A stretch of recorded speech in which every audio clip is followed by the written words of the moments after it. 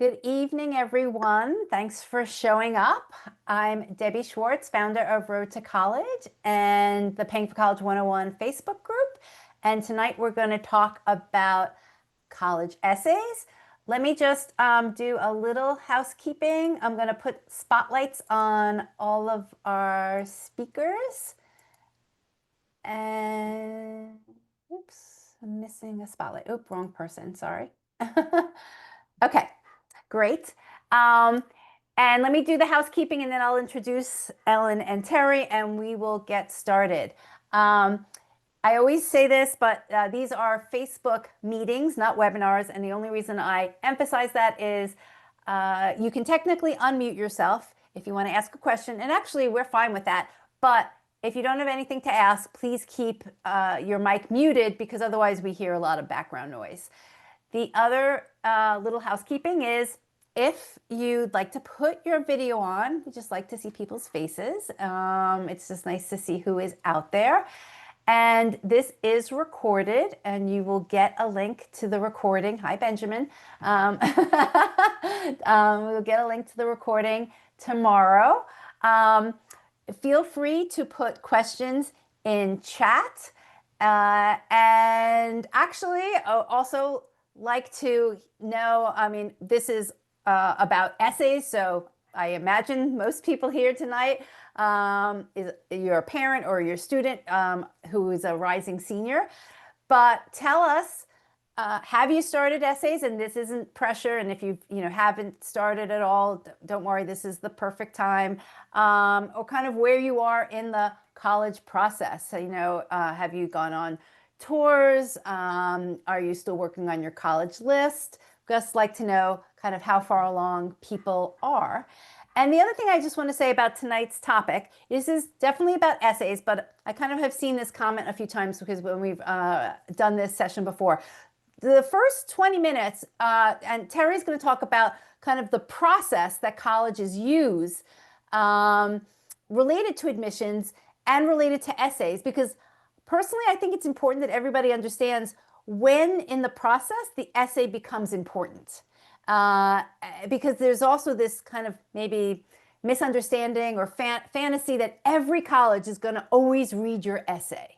And that's not the case. So I think it's important that people understand what type of colleges are going to spend more time on your essay and where you might fit in the process when your essay becomes more important. And then the second half, Ellen definitely digs into how to write a good essay and brainstorming and all of that. So just want to preface that. So, because a lot of times people say, I thought we were going to talk about writing the essay. And we are, but the first half is the process and why and when and why the essay is important.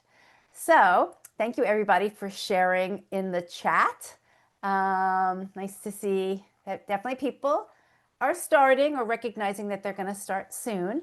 So let me introduce Terry and Ellen. Terry Cowdery is a former Dean of Admissions and Financial Aid at Colby College and at St. Lawrence, and has spent, I don't like many years, you can say how many years, in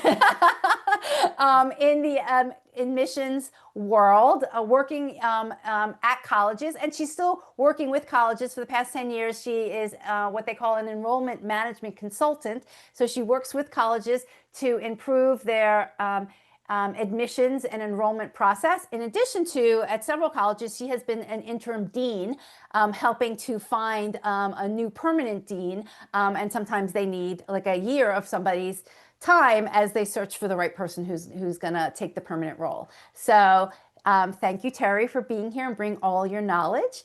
And Ellen Whalen is a independent college counselor who has been our in-house college counselor at Road to College for the past 5 years, right, Ellen? And has a ton of experience working one-on-one with students and parents, and particularly essays and the Common App are one of Ellen's specialties.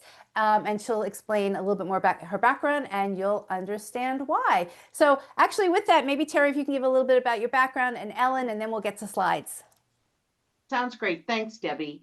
Welcome, everyone. As Debbie said, I have been in college admissions for my entire career.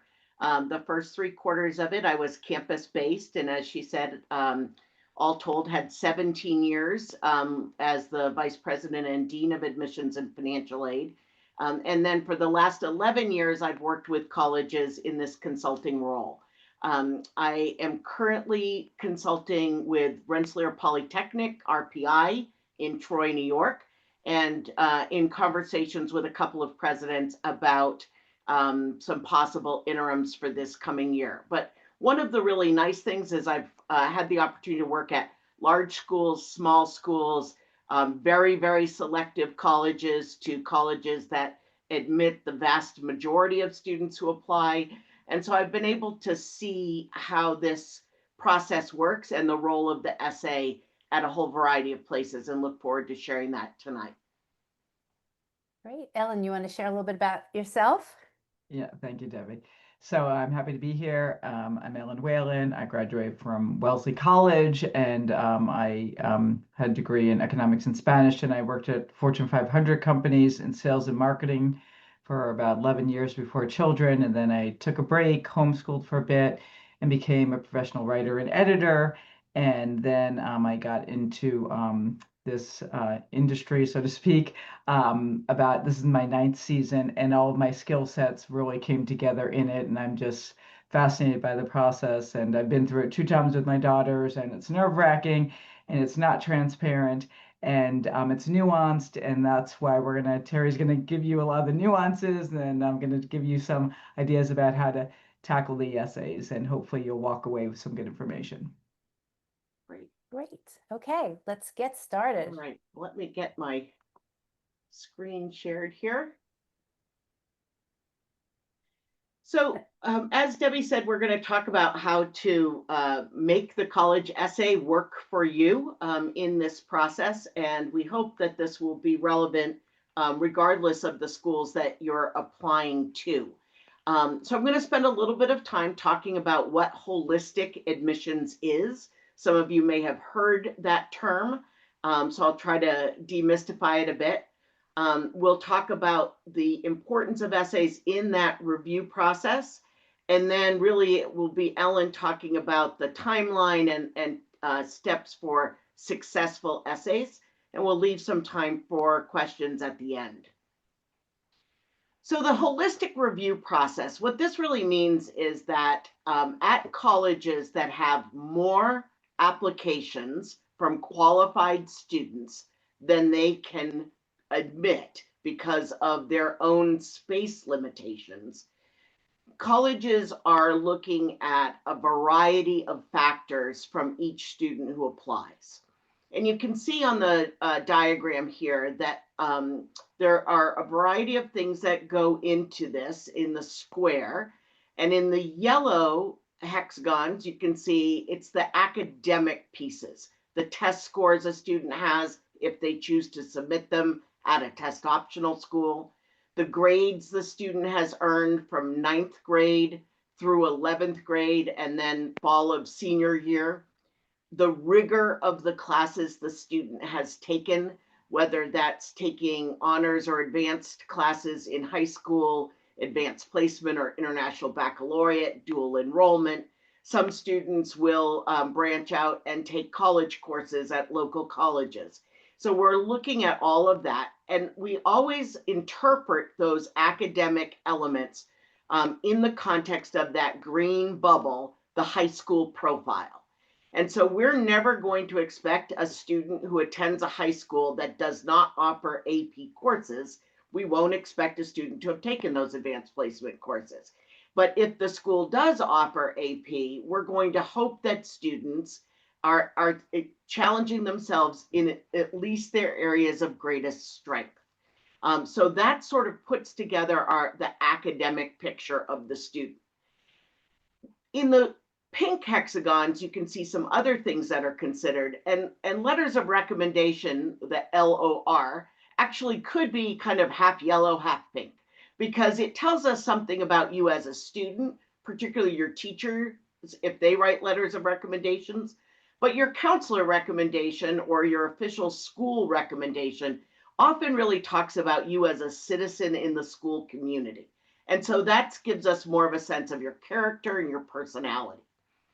ECs on this chart stand for extracurricular activities and experiences. Some students are very involved in their schools.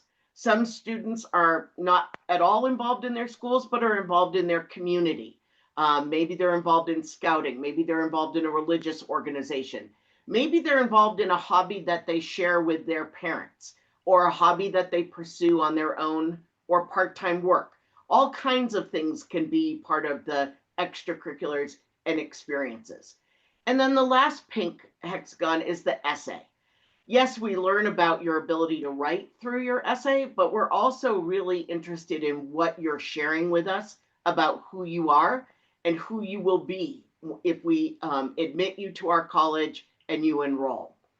You see at the bottom of the square something that's called institutional priorities and culture.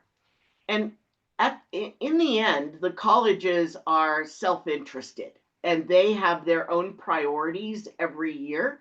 I can speak of it specifically now that I'm consulting with a school that has a focus on engineering, but I know this from talking with colleagues at other engineering schools, that often one of the things we're trying to do is to increase the number of women who are pursuing engineering as a major. That's an institutional priority.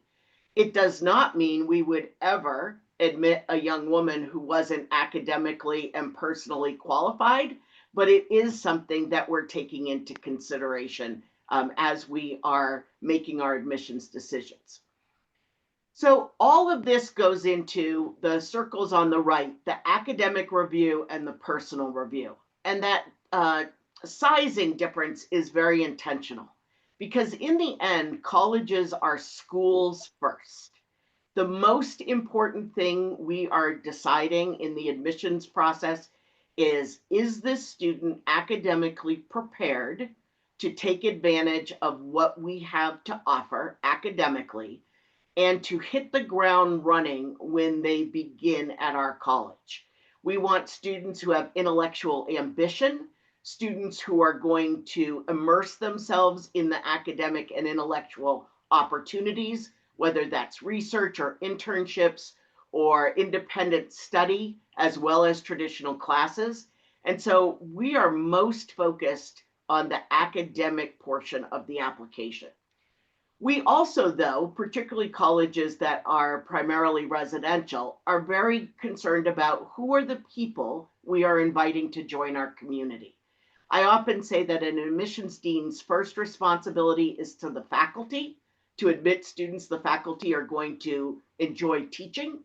And our second commitment is to our current students, to admit students who are going to be good members of that college community. And so we try to learn that through the personal review. So the academic review, again, the very baseline is, can the student handle the academic rigor of the particular college? That is, to the best of our ability, judged based on what the student has demonstrated in the past. I'll use an example again from RPI because that's what I'm working with now. RPI requires all undergraduate students who are applying for admission to have completed physics as part of their high school curriculum. If a student hasn't completed physics because of a limitation in their school setting, there's a chance that that student will be admitted conditionally, but they would have to complete physics in the summer before enrolling. At many of the colleges, most of the colleges where I've worked, that hasn't been a requirement. But what has been a requirement is that students have completed at least 4 years of the core academic areas: English, social studies, mathematics, world languages, sciences. Now, some students may only have taken 3 years of language, but perhaps they've taken 5 years of science. So we're looking at, again, what's the rigor of the curriculum, both in terms of the type of classes, but also the level. We really are determining then based on the bullets on the slide here, is the student an outstanding student in terms of their academic preparation, a strong student, a satisfactory student, or someone who isn't prepared to the best of our knowledge to be successful on our campus? And the students who fall below that bar, it does not matter what their essays say. It doesn't matter what extracurricular activities they've been involved with. We will not offer them admission because it would be irresponsible of us to do so. So this slide shows a little bit of it's an example of a model that's not completely sort of representative, but it'll give you a sense of what I'm trying to share tonight. So we'll pretend that this particular college gets 30,000 applications, and they're trying to enroll about 500 students, right? So they get 30,000 applications. 15,000 of the applications pass the academic review. So 15,000, half of the students who apply meet the academic standards that we believe they could be successful on our campus. They then are really involved in the holistic review of what else do they bring, what else do they offer. And this is where an essay can be an important part of the review of the application. And so that 15,000 number, that 15,000 number of applications is reduced now to 1,800, 1,800. But we can't afford to admit 1,800. If we do, where our models project that we'll over enroll our first year class, and we really only have space for 500 students. So what we do then is we take the 1,400 of the 1,800 who have received the highest ratings from those who have read their applications, and they go right into the admit bin, the group that are going to be offered admission. Another 400, though, that make up that 1,800 will go to a committee review process where their candidacies are discussed by a group of admission staff. From that group of 400 that are discussed in committee, 250 of them are offered admission, that resulting in a sum to 1,650, but 150 of them are placed on the waiting list.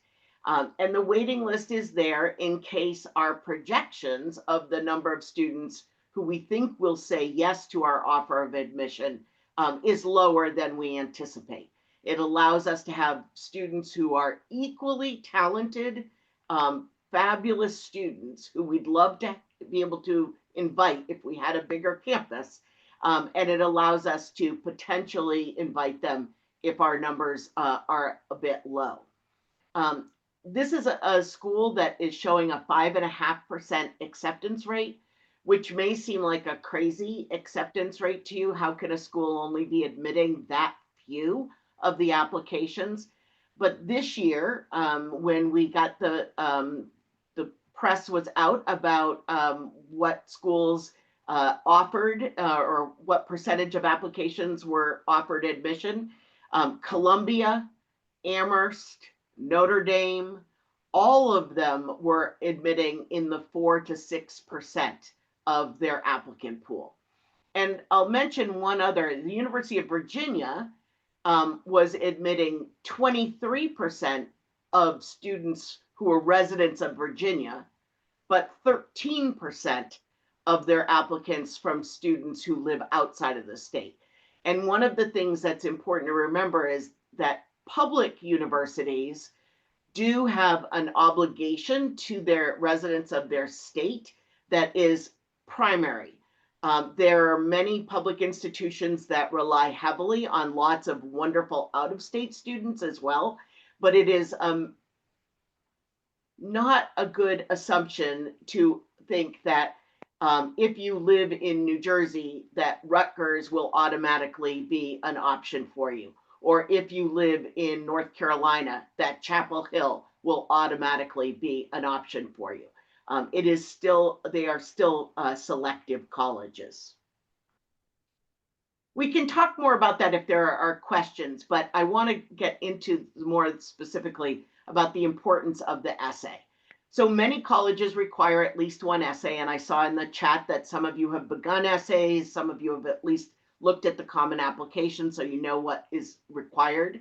And the essays do help distinguish academically qualified students one from the other, because we will have lots of students whose transcripts look very similar. At some colleges, essays may be part of a scholarship application, even if they're not required for the admissions process. So that's something to stay really aware of. You may go, oh gosh, this school, I'll go ahead and apply. There's no essay required, but make sure you're also reading about the scholarships to see if there are essays required for those.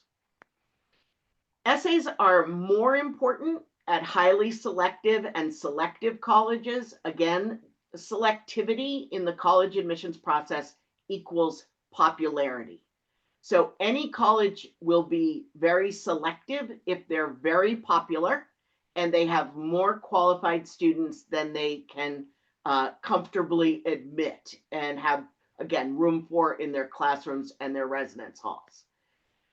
They'll be important for borderline candidates at any college. An essay can help a student reinforce their interest and their abilities and their commitment to their own education.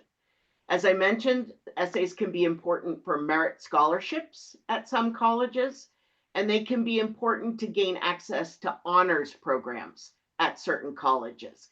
Particularly some of the large universities have honors programs for first-year students that are more competitive than just gaining admission. At some colleges, students apply into a specific major, and some majors are very competitive. And so an essay can be important there. And then using the example I just did about Virginia, out-of-state spots at a selective college, an essay can help one out-of-state applicant rise above another based on, again, similar academic credentials. When are essays not important? They're less important, at least, at a less selective college where you are a really strong academic applicant. So if you're applying to a college that typically admits students with a B average and a 1050 to 1150 SAT, and you're a student with an A average with a 1350 SAT, you're likely to be a very strong candidate in that school's profile. And it may be based on your academic credentials alone that the school decides to offer you admission. They're less important, but again, not ignored for an in-state student at a public college. And that's especially true for some of the more regional public colleges than it might be for the flagship universities. And then they're less important for a less competitive major.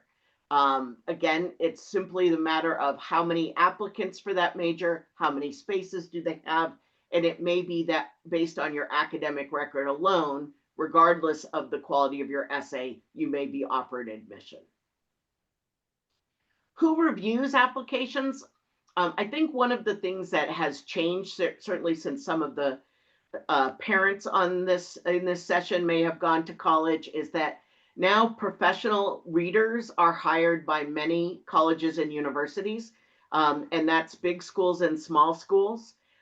When I was working at Trinity College in Hartford a few years ago, we had 4 outside readers who were professional readers who assisted in that reading process. Several years before that, I was working with George Washington University, and we had 24 outside readers that helped evaluate the applications. So in some cases, this is the sort of full-time job, full-time seasonal job for these people. Admissions officers, including sometimes a person you may have met at a college fair or at your high school or when you visited campus, will be reading applications. And then at some colleges and universities, faculty are involved, particularly for the honors programs and for scholarships. But some places it's also for admissions in general. There are faculty involved. So one of the things you need to keep in mind when you're thinking about your essay is you have no idea the age of the person who's reading it, the background that they have, what their particular political views are or cultural views. It's just something that is an unknown. And also at some of the schools, particularly for the students who go into that sort of second round of review, it'll be more than one person reading the applications. Are there, often people will ask about, are there particularly good or not good essay topics? And Ellen, I think we'll talk a little bit about this, but I've always advised students that the topic you choose is less important than the approach you take. So we have a lot of student athletes who will write about an athletic experience in their college essay. And some of those are wonderful, and some of those really fall flat because they are more of a news story, a recitation of what happened, not anything about what the student learned or how they reflected or how it affected them in particular. One of my favorite athletic stories was written by a student who wrote about the bus ride to an away game and how she and her teammates prepared for the game that was ahead of them. It was many years ago, and I still remember it. So another thing to think about when you're writing your essay or when you're probably reviewing what you've written and in your editing process, you want to make sure you've answered what I call the so what question. If you're going to tell a story, you want the reader to understand why you told it or what you learned or why the reader should care about the story you've told. So you want to answer that so what question. You want to ask yourself, do I know anyone else who could have written this essay? And that goes back to my description of a news story athletic essay. Probably anyone on the team could have written that story about that game in the championship. And you don't want it to be that impersonal, but you want to think about, instead of talking about your French class trip to France and the different sites you saw, you're going to talk about what your experience was and what you were thinking and learning as you went through it.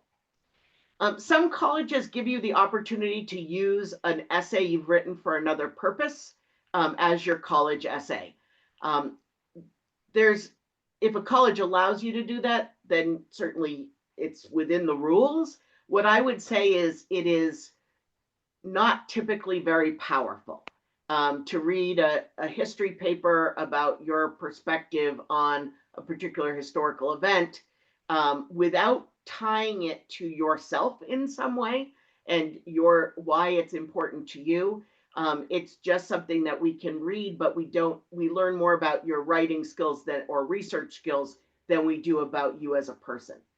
And then I always have to say this, don't write about your love life. That is probably the one topic I have never seen work, whether it's about a happy relationship or an unhappy relationship. It just falls flat. So I always, any young person in my life who's going through this process, I always encourage them to not choose that particular topic. I'm going to stop sharing now, and Ellen's going to start in a few minutes, but we definitely can answer questions toward the end.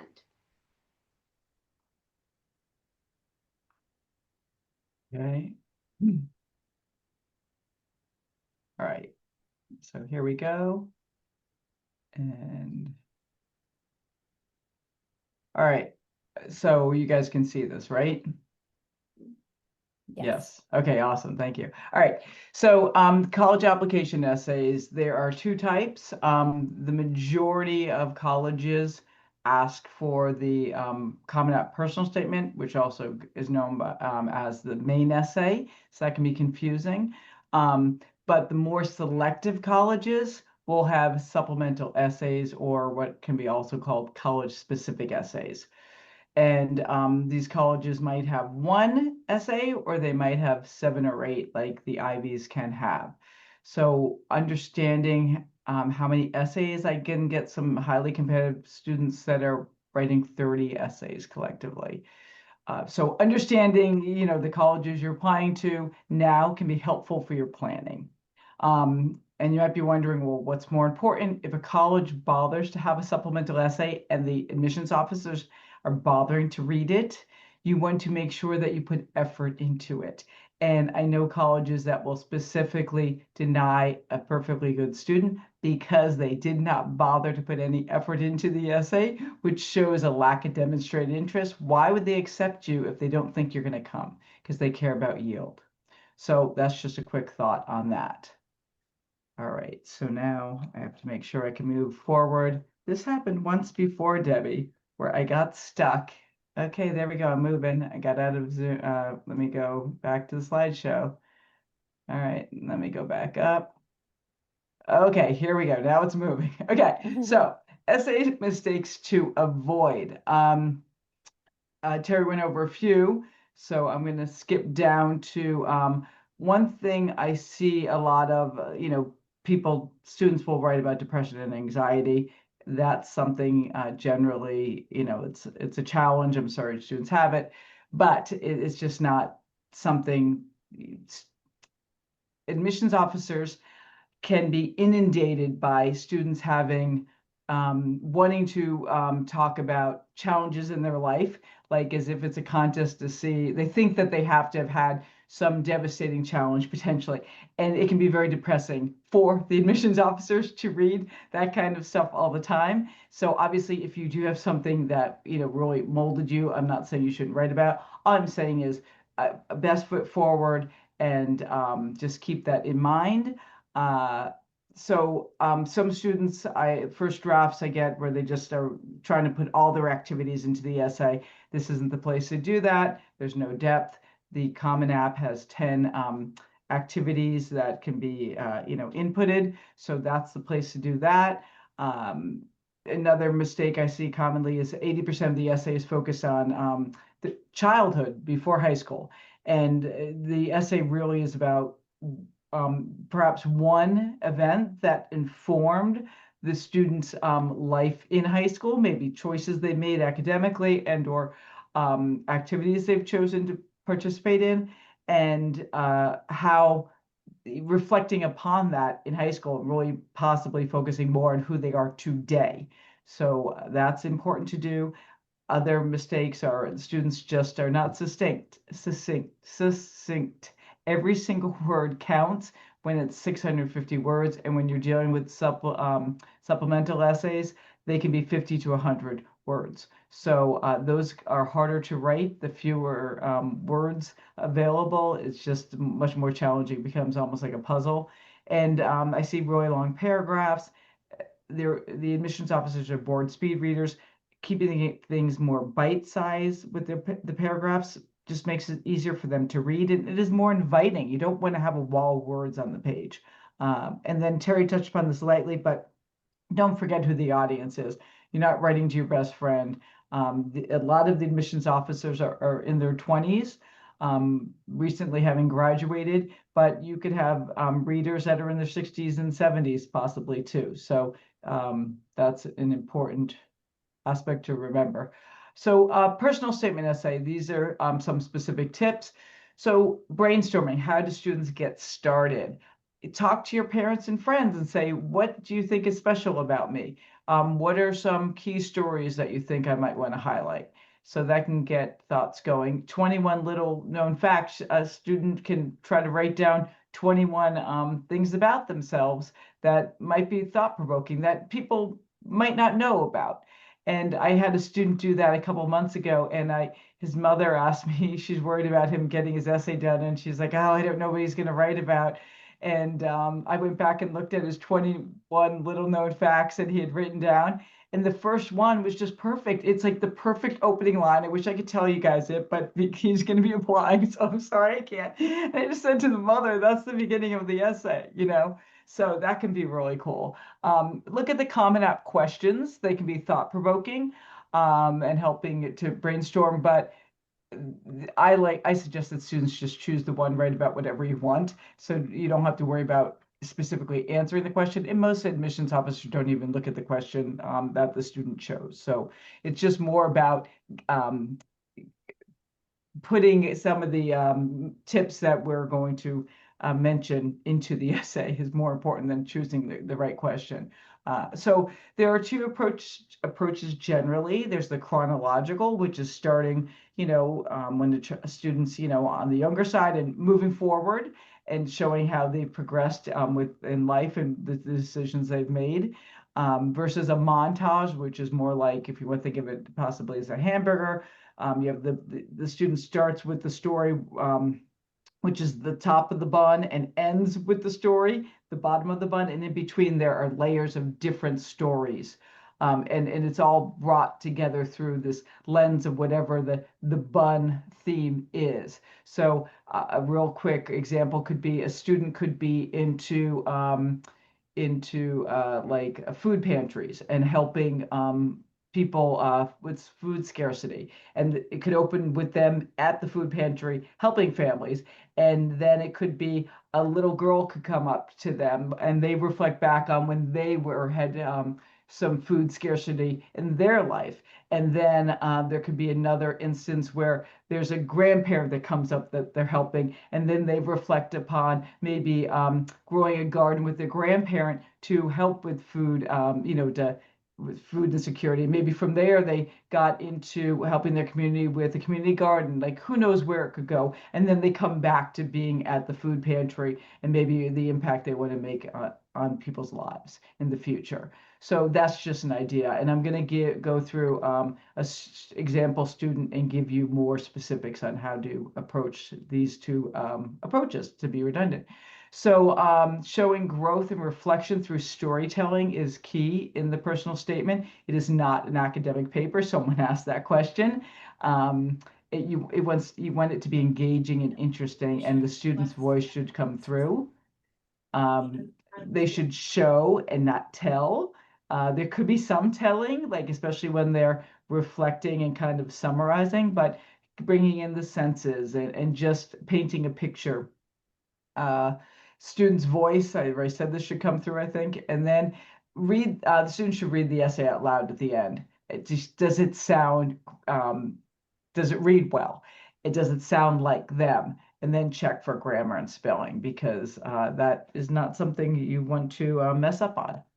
Okay, so the college-specific essays, these are a little different. Some of the aspects we mentioned are helpful, like maybe starting with a quick story, really short, a line or two. But the most important thing is to read and understand each college's question. They can have two questions built into one. The most common one is why this college and why your major could be in one question. Often they're broken up into two, but sometimes they're into one, and the student needs to address both of them. Colleges sometimes will keep the same essay every year. So if you look at the colleges, go on their website and see if they're saying what their essay will be for this year. And if they don't have it up yet, you can see what they did last year. You can go into the Common App, open your account now and see what's in there currently. They're supposed to have everything all set by August 1. So the point is you're going to see a lot of repeating themes, and you can start brainstorming about how to write some of the essays you're going to have to write for the specific colleges. So doing research on colleges. So as students do research, whether they're visiting or looking up different departments, take notes, because they can be used when writing the college-specific essays. Because colleges want specific details. They don't want to know that you like warm weather and want to be by the water, because there are lots of colleges like that, and that's not, if a student is academically engaged, they should be more concerned about what's going on in the college versus what the weather's going to be like. And it's just not specific to one college. And so when they're doing the research in the essays, they can mention specific classes, professors, clubs, and special programs that really interest them and mirror what they want to do. And they should take their time and not reuse a lot of material, because sometimes students leave a different college's name on an essay. They forget to change out and put it in the new college. And then colleges will consider rejecting them potentially for that mistake if they have more than enough students applying. and it's also just sloppy. And those are those tips. All right, so how do you get going? You want to start with attention catching opening line, and if you Google let me introduce myself, the Stanford Magazine article from 2008. They have a list of different opening lines, and I just took three quickly. I had never seen anyone get so excited about mitochondria. Some fathers might disapprove of their children handling noxious chemicals in the garage. When I was in 8th grade, I couldn't read. So all these are intriguing. It's catching an admissions officer's eye. I think they would want to continue reading. So if you're also wondering, okay, where do you go from there? You can Google essays that worked, and Johns Hopkins, Hamilton College, and Connecticut College all have a number of examples of essays from accepted students. So that's a good resource.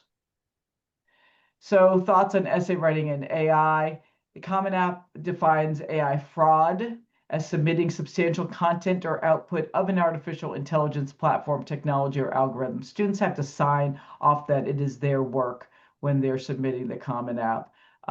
So some say that using AI for an outline to generate ideas is okay. But AI in the end makes essays sound very similar. A lot of students end up having words like cornerstone or bedrock in the essay. Someone asked something about keywords or something.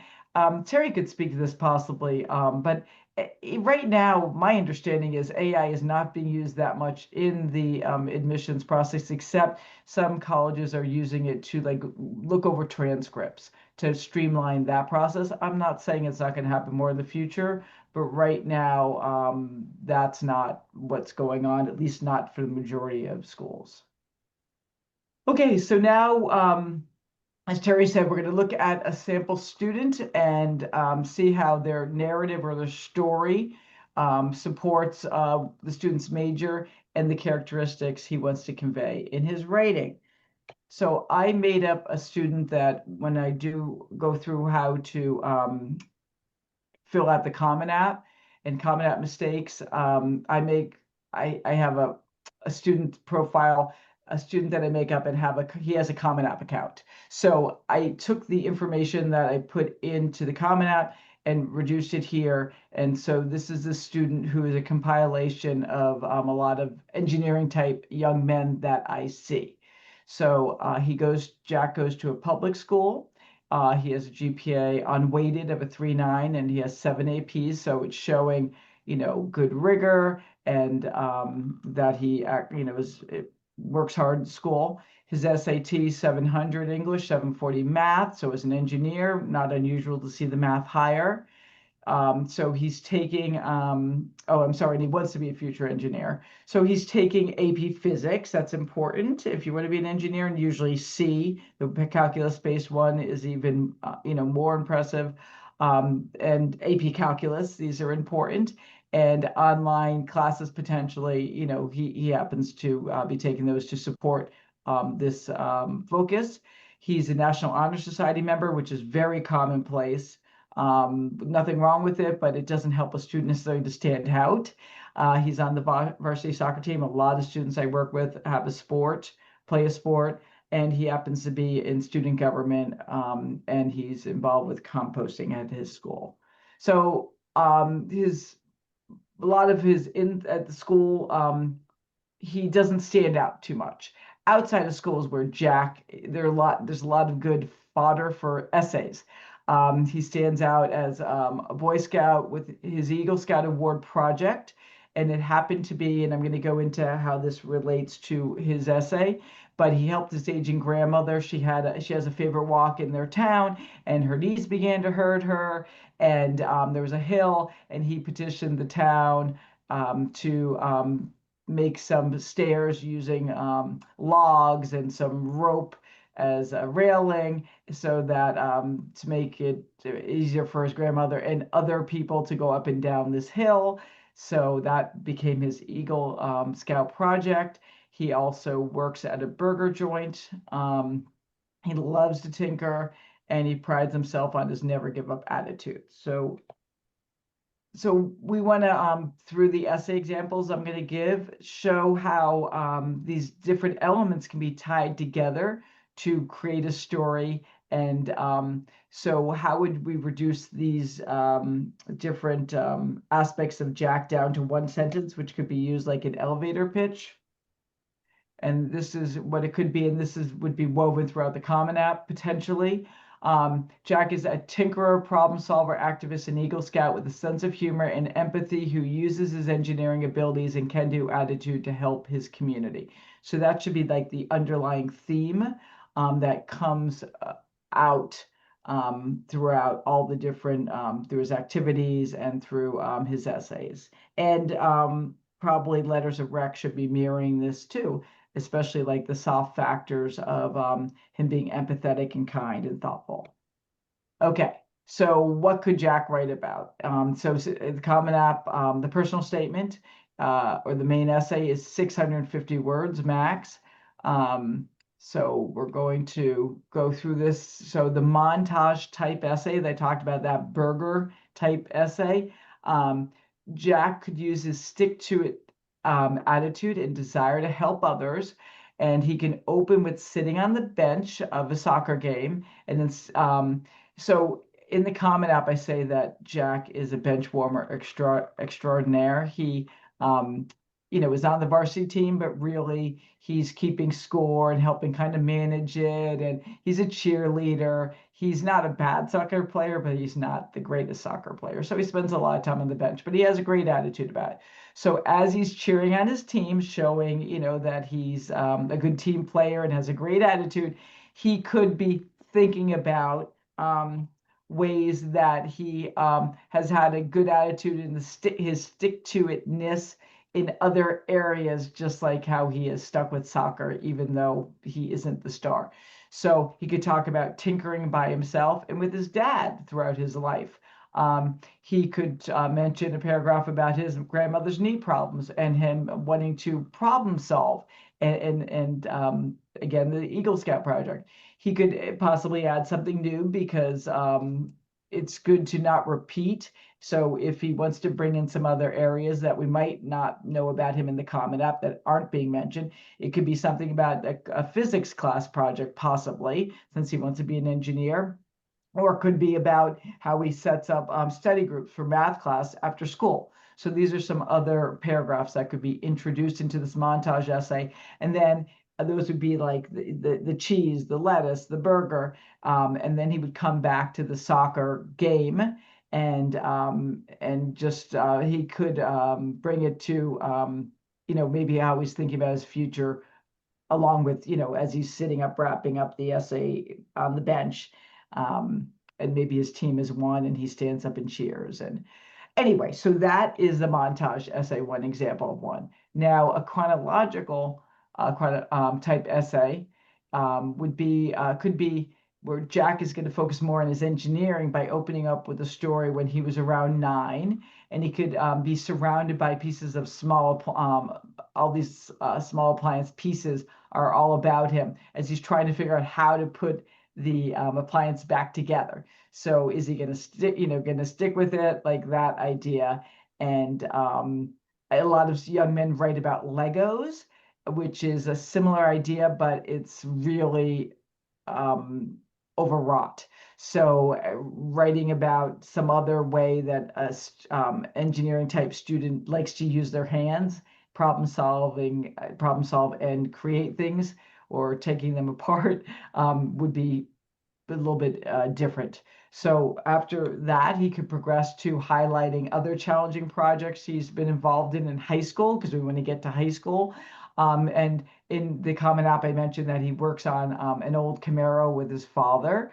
So car building is great, or rehabbing, for an engineer. And he could also, again, write about his grandmother's knee problems and his problem-solving ability.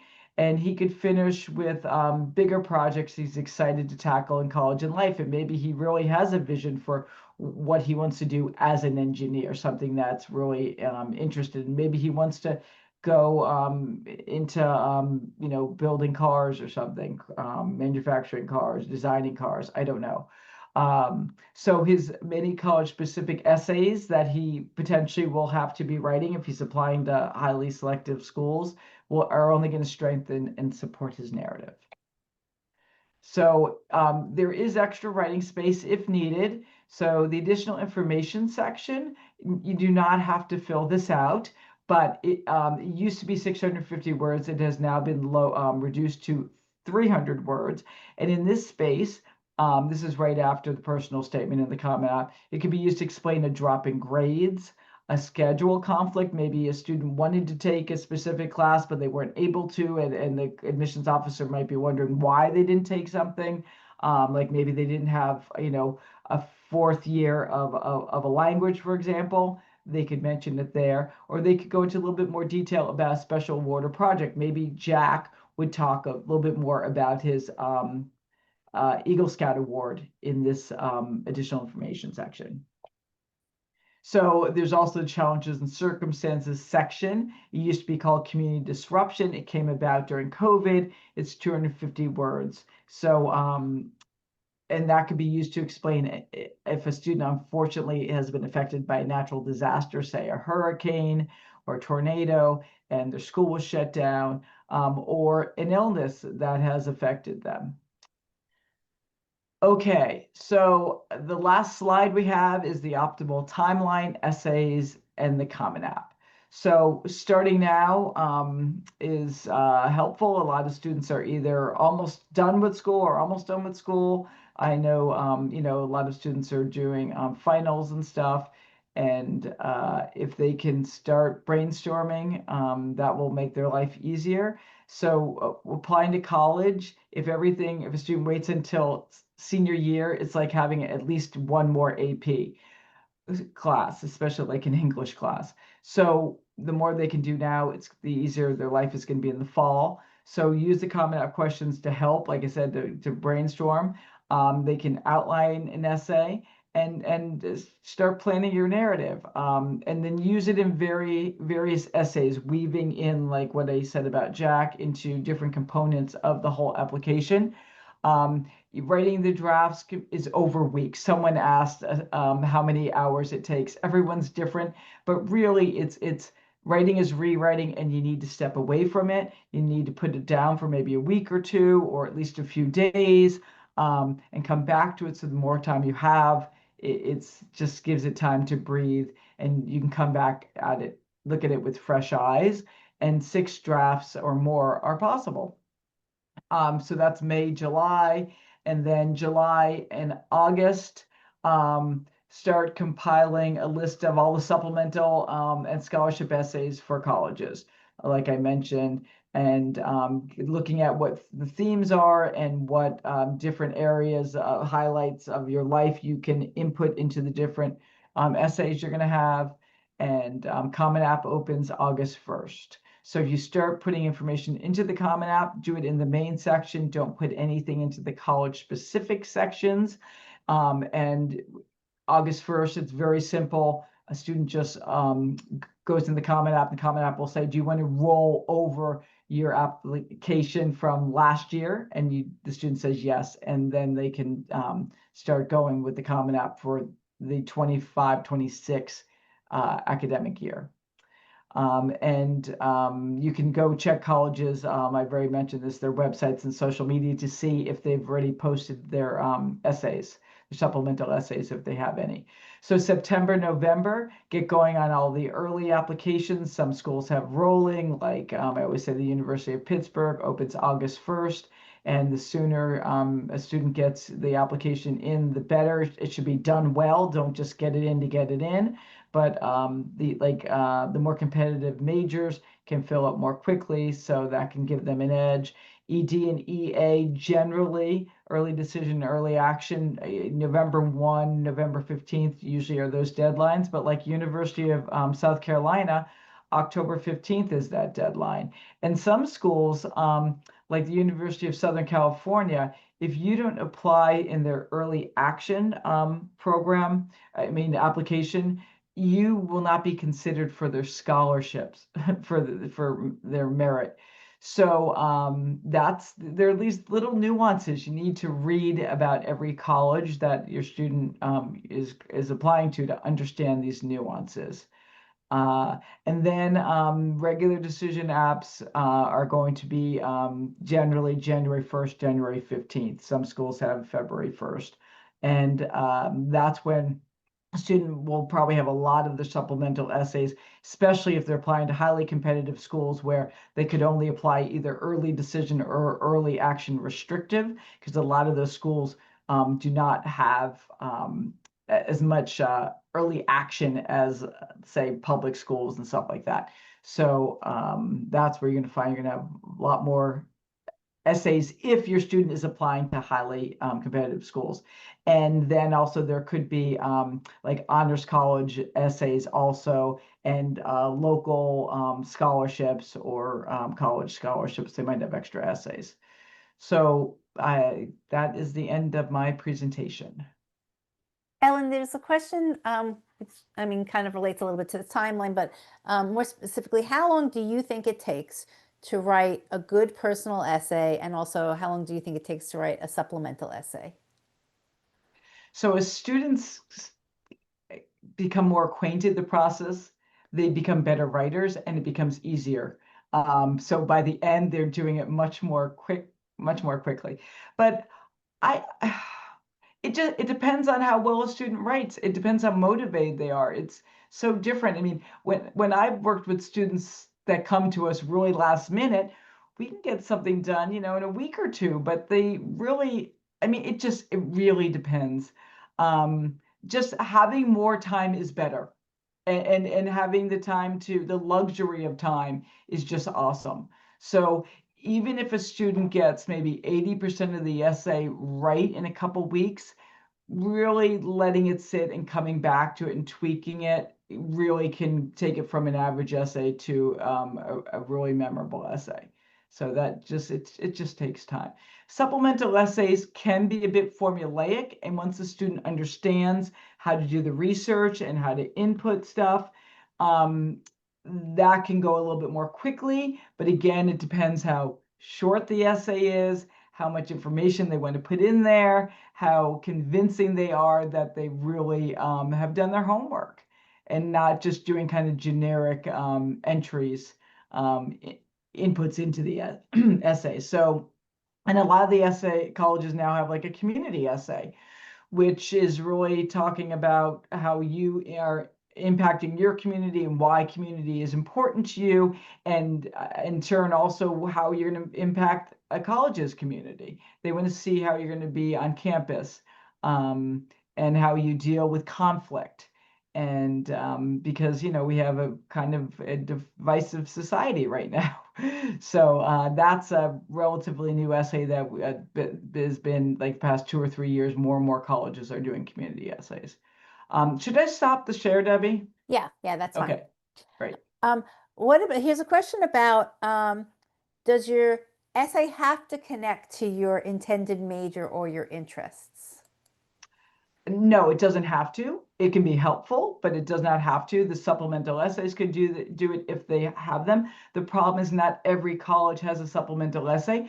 So again, there's no right or wrong often. I mean, there's some things that are glaringly wrong, but as I like it if a student can maybe mention it in a sentence or two, possibly at the end of the essay, just in case a college does not have a why this major question. So, but not every student knows what they want to major in. They can be undecided, and there's nothing wrong with that. Colleges, understand that these kids are 17 years old and they have a lot of pressure on them. And most students, I think it's, I don't know, Terry, is it like 60% of students change their major at least once, if not twice? The important thing is it really depends on the school. So Yes. there are so I worked at Vanderbilt University in the 90s. At Vanderbilt, if you were applying to the College of Arts and Science, you could indicate a major or not indicate a major, but you weren't being admitted into it. And frankly, we ignored it. If you were applying to the College of Education, you were applying to a specific major. And there were X number of spots in elementary ed and X number in early childhood, secondary, and special ed. And you could not be undecided. That was not an option to apply to that particular major at that college. And that's all within one university. And so it's really important that you understand for each college, it's going to be somewhat different. But at many liberal arts colleges or colleges of arts and sciences within a large university, most of the students are undecided, and most of them are undecided because there are multiple things they're interested in. Sometimes parents think undecided must mean their student is unfocused and doesn't have any interests. It's the complete reverse, that the very best students typically in who are interested in pursuing a variety of topics have a hard time narrowing it down to one thing. And so it really depends on the specific schools to which you're applying. Ellen, there's a question about somebody's asking, is it frowned upon to include a meaningful quote? I'm going to actually expand upon that because sometimes we get the question about, can I write this as a poem? So, like, what's your opinion about, including quotes, like, kind of taking liberty in the style in which you write? Yeah, I don't think there's a Jokes, adding jokes. hard thing on quotes. Quotes take up room, but I've had students be successful with relatively short quotes if they're relevant to the message and kind of mirror what the students, focus or theme is. But it can be gimmicky, especially with starting with it. But again, it doesn't mean it can't work. Just like writing about sports that Terry says you could write about sports. It's a common topic, so it can be hard to write about sports. And I'm sorry, what was jokes? Like Jokes and poems. writing it as a Absolutely no poem. poems. Yeah. No poems. Terry was shaking her head. And jokes. I mean, if you're funny, and Right. you want to, convey that through the essay, not like you're listing like in joke book jokes. Like if you're funny, great, you have that come through. But if you're not funny, don't try to be funny in the essay because it's going to fall flat. Terry, would you have something to add? I would I completely agree. It is not the time to try to be funny if that's not something that is really an integral part of who you are. I also think um, it is hard for something like a poem to not come across as a gimmick. And you want to avoid gimmicks because you really want there to be sort of an authentic message about you or your values or your interests that comes through. And so you don't want to distract by trying to do something that you think will be unusual. Unusual in this case is not necessarily good. Distinctive is good. And just to piggyback on that, if a student is a poet and it's really a big part of their life, they can talk about how poetry has impacted them and why they're passionate about it. So it's not that they wouldn't address poetry; it's just they're not putting a poem into it. And hopefully they're getting a letter of rec from their English teacher, and the English teacher is going to talk about. And maybe they've sent poems into literary magazines and they've won awards or been published, and that can be put in the activity section. So there's lots of ways to bring poetry into it. It's just not in the personal statement with their poem specifically.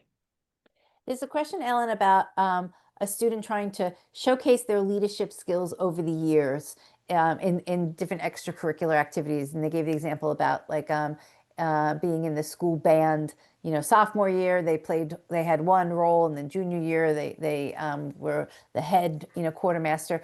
How much do you think, and that should be in an essay, kind of this progression of a leadership role, versus in the activity section? And is it just hard to kind of write that progression because, as the student's saying, it just comes out to be one big block of text? Yeah, well, I think they can show the progression in the activities from, showing the different titles they've had, right?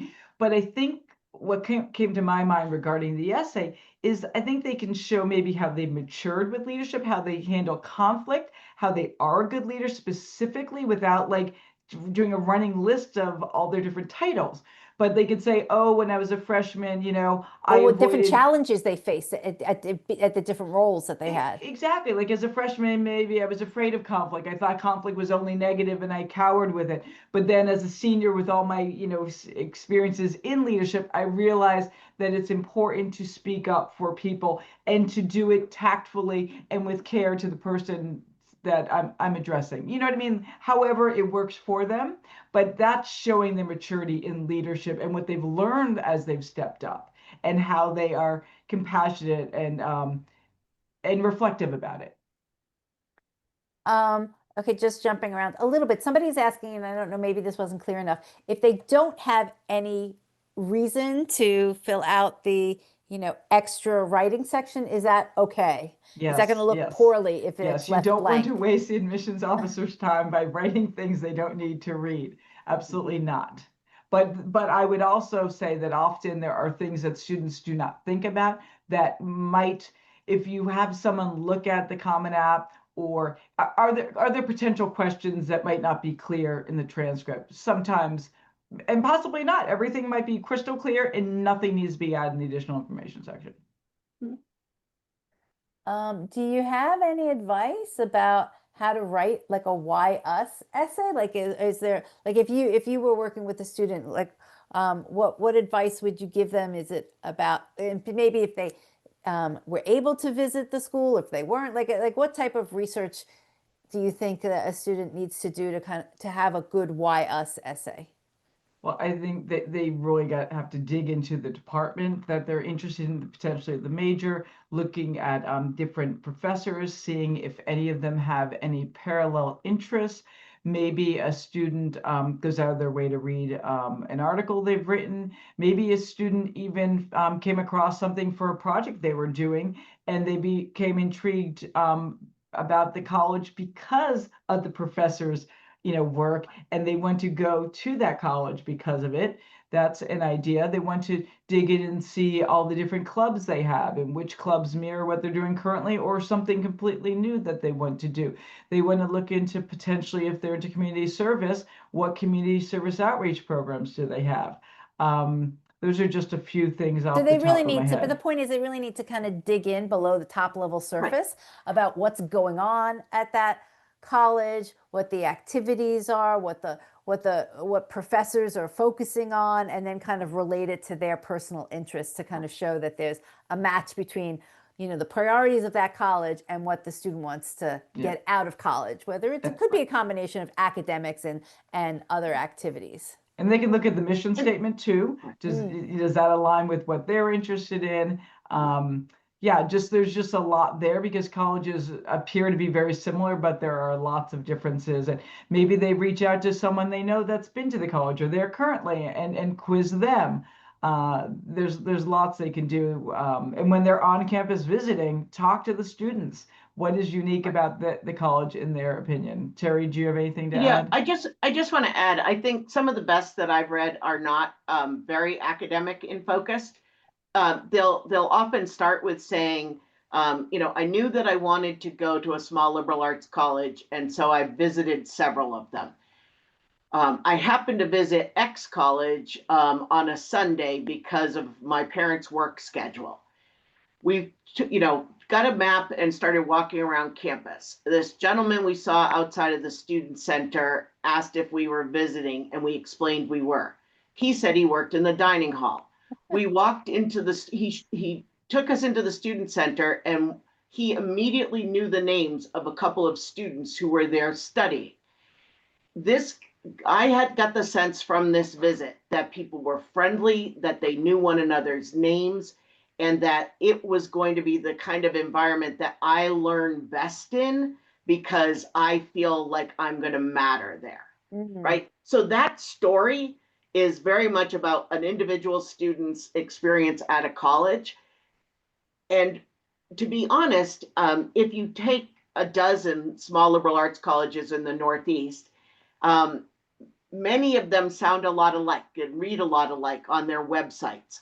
And so it's not a bad thing if you're thinking, well, I like all of these 12 schools based on what they offer. And it's often the campus visit that makes you feel the difference one school to another. So I absolutely agree with Ellen's comments about you want your response to be specific to the school. But I also just want those of you who are not maybe quite as focused academically yet to be able to say, I mean, you might say one of the reasons I'm interested is because I like the flexibility of your core curriculum. And because I'm somebody who loves these three things and I want to explore them before I make a major decision or something like that. So in other words, try to make it, again, as connected to you as you can while making a connection to the college. Terry, there's a good question here, which kind of goes to the beginning of the presentation when you're talking about like how colleges handle the essay. But at these large public universities, like in Ohio State, Penn State, also put in Wisconsin, do they really read the essays when they're getting tens of thousands of applications? So in my experience, and I've worked at one large public university, there were students who were academically so strong and were residents of that state that the essay was not at all important to us. Neither were the activities. And so those students were going to be offered admission without regard to their essay. On the opposite end, it's also true that if a student has a very weak transcript, um, that essay is not, it doesn't matter how good it is, it's not going to compensate for those gaps in academic preparation. And I often say that colleges that talk about admitting students holistically are not always denying them holistically. In other words, they may deny a student based on transcript alone without considering the other things. But I do think at places like Wisconsin, as an example, and I have a niece who graduated from their undergrad a couple of years ago, that for honors programs, for merit scholarships, and certainly for students who are more in the middle, particularly out of state students, then an essay can be important. And what's impossible really for you as a student to know is, where am I going to fall in this year's applicant pool at this particular college? And so I think you want to make sure you put effort into the essay, even if ultimately you would have been admitted without it, or you don't make the cut in spite of it. Because I think it is hard to know when it may come into play. Okay, Ellen, I mean, we get this question a lot, so it's worth addressing. Um, does a student have to like max out the number of words for an essay? I was typing the answer is. So no, they do not have to. I've read, helped students with essays, 600 words, 590 are fine. Um, Usually though, the biggest problem is cutting down. I've had students, come to me with 2,000 words. It's just nutty. That's much more the issue. If a student writes really concisely, clearly, and conveys their message, there's nothing wrong with that. You don't want to extend it just to extend it. But at the same time, I think if there is another anecdote that could fill it out more, that supports the student's narrative or highlights another part of their life, that wouldn't be bad either. So it just depends, but generally that is not the issue. I don't know, Ellen or Terry, how much you've worked with students that might be applying to a fine arts program like a theater. Is there anything that you think that they need to be doing differently in their application? So my advice there again is to read the specific instructions of the particular college. I've worked at two universities that had schools of music where an audition was a required part of the application for admission. And at one of the places, actually at both places, ultimately you could do your audition in person on the campus, or you could do your audition, you could record your audition. And I do think there are some now where they're actually doing them on Zoom as auditions. Everyone got more creative post-pandemic. With theater, I know that there are theater programs. I worked with Ithaca College last year, or yes, last year, year before, that has a great theater program.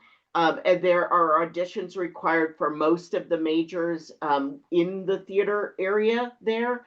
Lots of fine arts majors have portfolio requirements. So this is all in addition to essays, right? The essay is part of the overall application, but typically the portfolio or audition is specific to the arts area of interest. Dance would be the same. There are, I think, some cases where students will find that they are academically very strong for a particular school. We saw this again when I was working at a university that had a music school. We'd have some students who were strong academically, but they didn't pass their audition.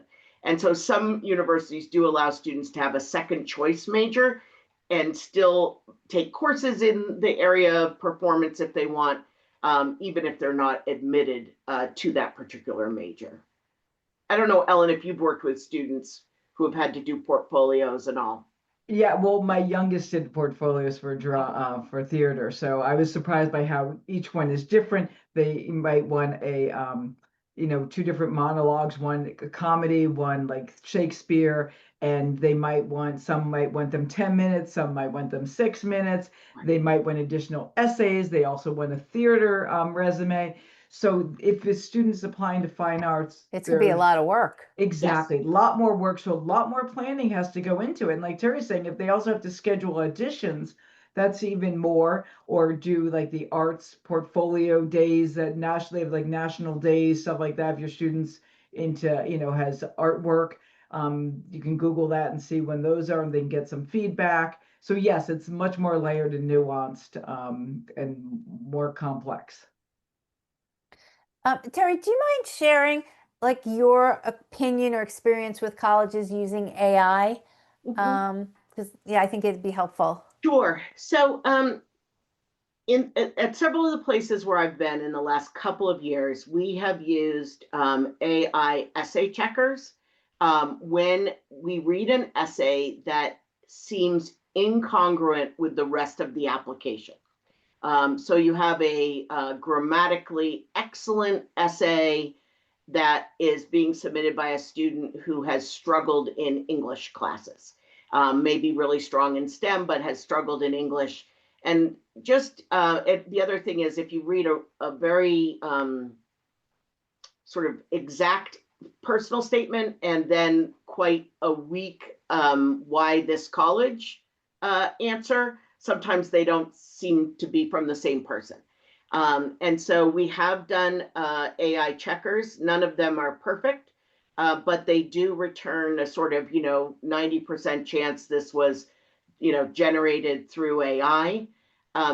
At the particular college where I was 2 years ago, which was a school that admitted the vast majority of students who applied, we would contact students and ask them to do on phone interview where we asked them about their writing process and how they came up with their idea, what their process was, what help they got. One young man who we talked to immediately said, "I just need to tell you it's all AI. I didn't do it myself. I'm sorry, would you let me do another essay?" Another young man said, well, he didn't come clean initially. And so we asked him to submit a graded paper as an additional sample of his writing. I do think AI is going to become just much more common, just like Grammarly and spell check and all the other tools. But I think what you want to remember is answering that question, could anyone else have written this essay? If you use it for your outline, but then you completely personalize it from there, then it's going to be your work. But if you take something directly from an AI generated source, then it's going to be hard for it to actually be very personalized. And in fact, can say sort of the wrong things too. I had one student who sent one, talked about when he was in college, what he had done, he sort of gave it the wrong prompt. So it was writing it as if he had already graduated from college. Oh, God. So one of the tricks with AI is if you're going to use it, you better use it well, because I think the bar has risen in terms of how people are scrutinizing these. And I also think it's one of those things where you want, when you sign your name to the statement on the common application, that the work has been your own.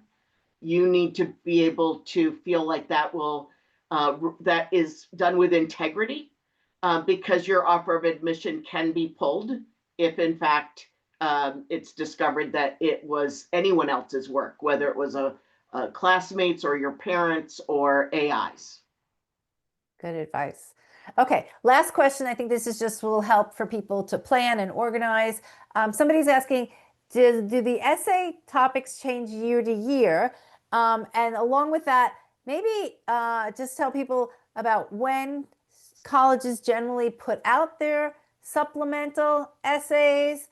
So they may, how they, if a student wants to get started now, like, is there a way for them to start organizing themselves about what main essay maybe they should work on, and what supplemental essays colleges might have that they're going to apply to?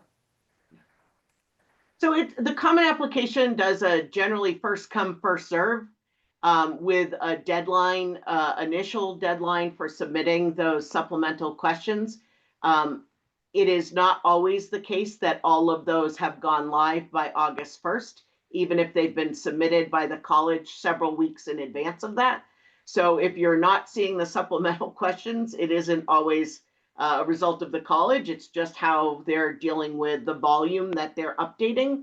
Some colleges will put their supplemental questions also on their own website, and you certainly can email the admissions office if you don't see those questions. I mean, it would be perfectly appropriate now in June to email an admissions office and ask if their questions will be the same as they were last year, if they anticipate any changes. I will tell you that there are lots of admissions offices that go through leadership change at this time of year, and it may not be until after July 1st that some of those final decisions are made. But they should be able to at least give you a sense of what to anticipate. So bottom line is, I mean, everybody can start working on the main essay now. And you can start to get a handle on colleges that you're applying to that might have supplemental essays, but don't consider it like a done deal if you don't see supplemental essays now for those colleges. You're going to have to contact the college or kind of keep checking the Common App even after it goes live, because they might end up putting out a supplemental essay in the middle of August.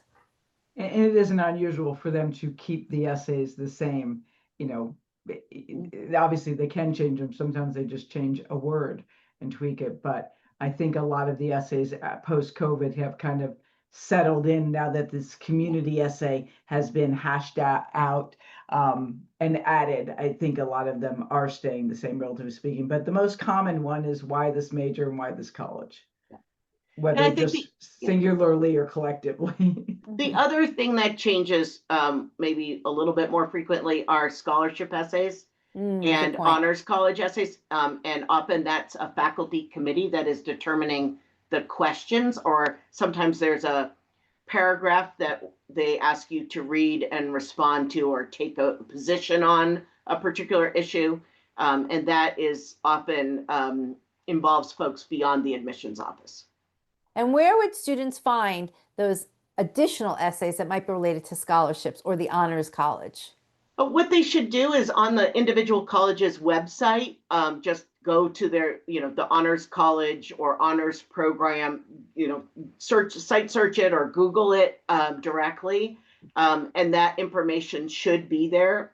At DePauw University, where I worked several years ago, they have what they call fellows programs. So there's an environmental studies fellows program, there's a media fellows program, and those programs, which were similar to honors programs, but more narrowly defined in a particular topic area, they all had additional essays that could be found on the website of again, Googling for honors or special programs.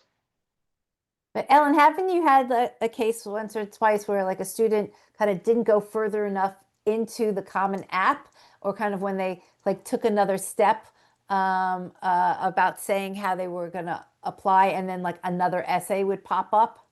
Yeah, it's if they put in, say, their major, and sometimes That was the it. That engineering was it. major Yeah. will prompt an essay. So once the Common App fully opens up August 1, they should fill out each college specific section. Or there might be, are you interested in the honors college? It can pop up there. Or it will say that they don't have any essays, and then there'll be additional questions section. And under that, there'll be essay questions.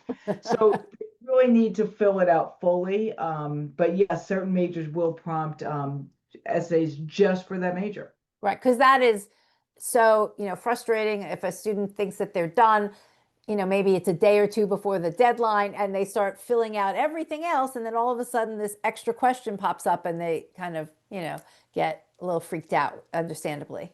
Yeah, and they don't want to do it last minute because then it will look like they didn't care and all that kind of stuff. So definitely go through it fully, thoroughly. Yes.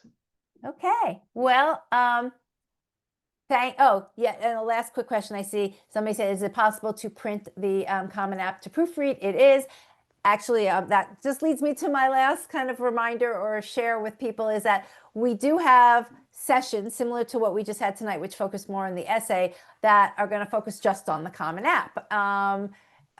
We have it scheduled for July and August, so look for those emails. 2 in July. 2 in July, okay, which will walk through all the sections of the Common App. Ellen will share her tips about how to handle it, how to do the activity section. So definitely be on the lookout for that. But in the meantime, I encourage the parents to encourage your students to get started on the essay, just so that they just don't feel this tremendous pressure at the end of the summer to get things done. And then of course it becomes even more pressure filled when school starts in the fall. And now you still have the luxury of time, so take advantage of that luxury to to start a little and take a break and then come back to it. And I think you didn't use this word tonight, Ellen, but you've used it before. But the word marinate, I always love, like you got to let ideas and your essay marinate, because every time you come back and look at it, you pick up something else or you read it slightly differently, and it just helps to improve it. Okay. Well, thank you, Ellen and Terry. Always valuable information. And I hope that everybody felt that same way who showed up tonight. And always feel free to reach out for help. We will have an email that we send out with if you want some one-on-one help with anything that we've talked about tonight. We'd love to support you. And we will see you again soon on a future webinar. Thank you. Thank you, everyone. Good night. Good night.